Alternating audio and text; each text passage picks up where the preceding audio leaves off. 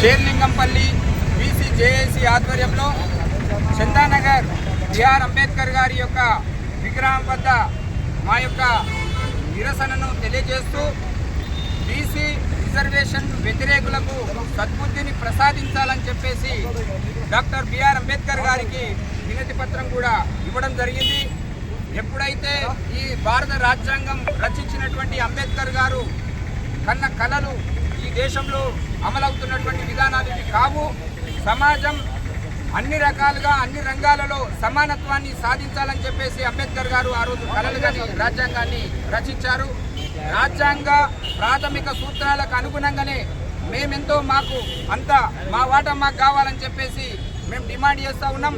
స్వాతంత్రం వచ్చిన నాటి నుంచి నేటి వరకు కూడా ఈ దేశంలో ఈ రాష్ట్రంలో బీసీలకు అన్ని రకాలుగా అన్యాయం జరుగుతూ ఉంది.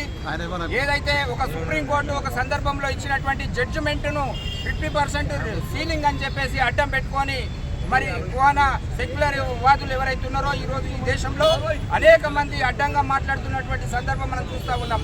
నిజంగానే ఒకవేళ 50% సీలింగే అడ్డం వస్తే మరి ఈడబ్ల్యూఎస్ కోటా ఎట్లా ఇచ్చింది? ఇదే పార్లమెంటు సాక్షిగా ఈడబ్ల్యూఎస్ కోటా ఇవ్వడం ద్వారా ఈరోజు మన రాష్ట్రంలో కూడా ఈడబ్ల్యూఎస్ రిజర్వేషన్లు అమలవుతున్నాయి. అందుకే బీసీల వాటా ఏంటంటే 42% రిజర్వేషన్ కాంగ్రెస్ పార్టీ ఏదైతే కామారెడ్డి డిక్లరేషన్ ఇచ్చిందో ఆ డిక్లరేషన్ ప్రకారం 42% రిజర్వేషన్లు స్థానిక సంస్థల ఎన్నికలే కాకుండా విద్యా ఉద్యోగాలలో కూడా అవకాశం కల్పించే వరకు జీవోలు రాజ్యాంగబద్ధంగా అమలు జరిగే వరకు ఈ రాష్ట్రంలో స్థానిక సంస్థల ఎన్నికల నోటిఫికేషన్ రావడానికి వీల్లేదు. అదేవిధంగా విద్యా ఉద్యోగాలలో కూడా నోటిఫికేషన్లు రావడానికి వీల్లేదు. అవి వచ్చే వరకు కూడా బీసీలమంతా ఏకమై పోరాటం చేస్తాం. ఈ రేపు జరిగేటువంటి తెలంగాణ రాష్ట్ర బంద్ను సంపూర్ణంగా విజయవంతం చేయడం కోసం షేర్లింగంపల్లిలో ఉన్నటువంటి బీసీ సమాజం అంతా కూడా తరలాలి. ఎక్కడికక్కడ ఈ బంద్ను విజయవంతం చేయాలని చెప్పేసి